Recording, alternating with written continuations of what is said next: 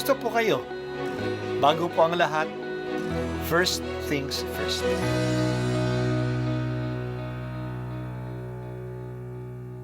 Good morning po. Sinisimulan po natin ngayon ang first things first. At dito po, tinatalakay natin sa unang bahagi ng umaga natin ay ang first readings na binabasa po sa banal na misa. Ito pong tinatalakay natin kasi madalas po kasi marami na tayong alam tungkol sa gospel readings. Pero konti po ang nagsasalita sa first readings. Pero ang first readings, bahagi din po yan ng Biblia, ng banal na kasulatan. Kaya susubaybayan po natin ang mga first readings, basahin po natin at kuminsan kailangan ng basahin ng 2 o 3 beses bago maintindihan kasi hindi po tayo familiar sa mga istorya at sa mga kaisipan na tinatalakay dito. Ang pagbasa mula sa mga gawa ng mga apostol. Nang sumapi ng araw ng Pentecostes, nagkatipon silang lahat sa isang lugar at biglang narinig ang isang ugong mula sa langit. Animoy hagunot ng malakas na hangin at napuno nito ang bahay na kinaroroonan nila. May nakita silang wari, mga dilang apoy na lumapag sa bawat isa sa kanila at silang lahat ay napuspos ng Espiritu Santo at nagsalita ng iba't ibang wika ayon sa ipinagkaloob sa kanila ng Espiritu. May mga Hudyong buhat sa iba't ibang bansa na naninirahan noon sa Jerusalem, mga taong palasamba sa Diyos. Nang marinig ang ugong na ito, nagdatingan ang maraming tao. Namangha sila sapagkat sinasalita ng mga alagad ang mga wika nila. Sa kanilang pagtataka ay kanilang nasabi, "Hindi ba Galileo silang lahat?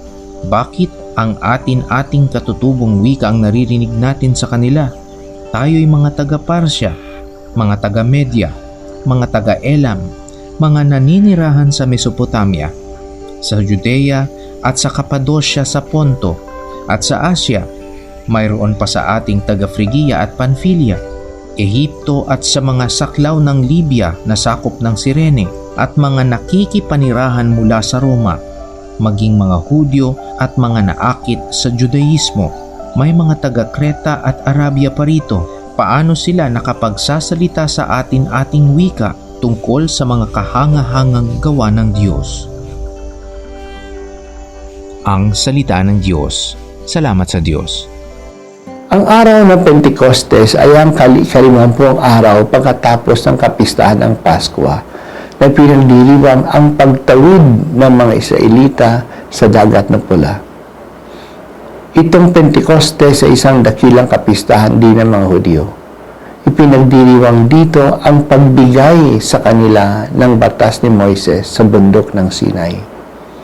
Ang tingin ng mga Hudyo sa mga batas ay isang biyaya.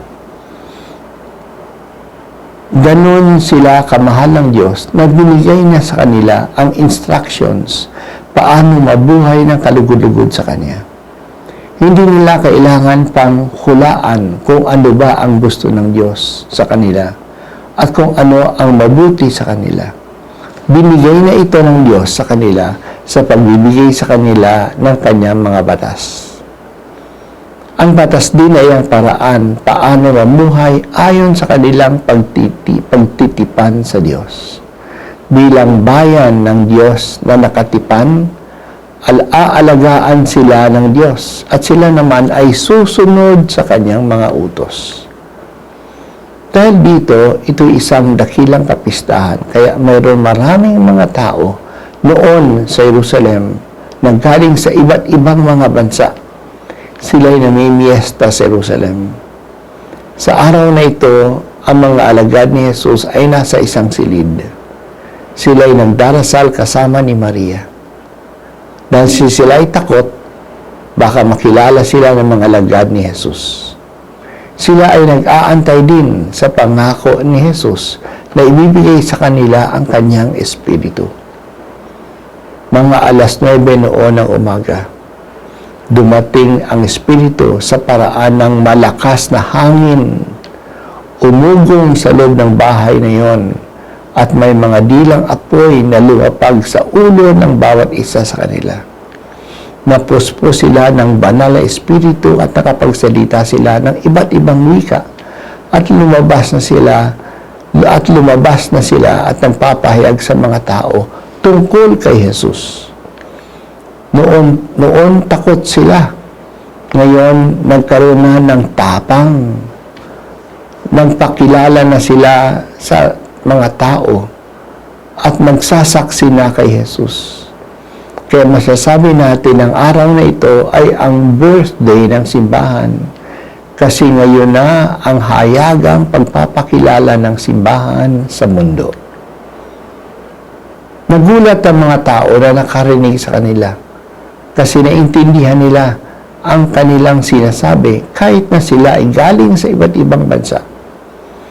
Ito rin ang isang biyaya ng Espiritu Santo, ang pagkaunawa sa mga bagay tungkol sa Diyos. Binaliktad ng Pentecostes ang nangyari noong panahon ng Babel sa Lumang Tipan. Dahil sa kayabangan, ang mga tao noon ay pinarusahan ng Diyos. Ginulong ng Diyos ang kanilang pananalita habang nagtatayo sila ng mataas na tore upang sila ay magkaisa. Nagkalunga ng maraming wika at dahil dito, hindi sila nagkaintindihan. Kaya nagkahiwalay na sila sa iba't ibang mga bansa. Hindi na nagawa ang tore na binabalak nila. Ngayon sa Pentecostes, iba't iba ang mga salita nila. Pero nagkakaintindihan sila. Nagkakaisa sila. Pinag-isa sila ng Espiritu ng Diyos.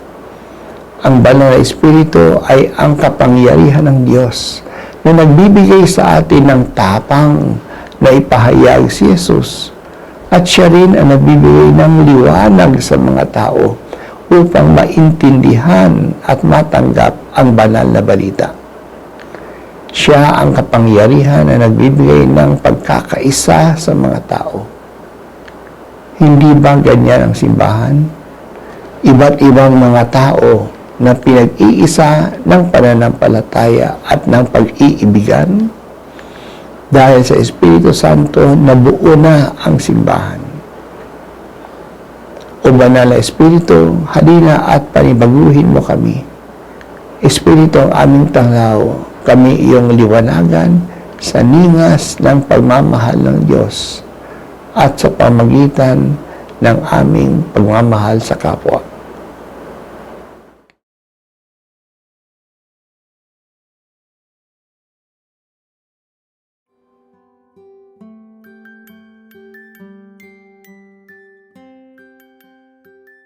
At ako po ay si Bishop Broderick Pabilio dito sa First Things First.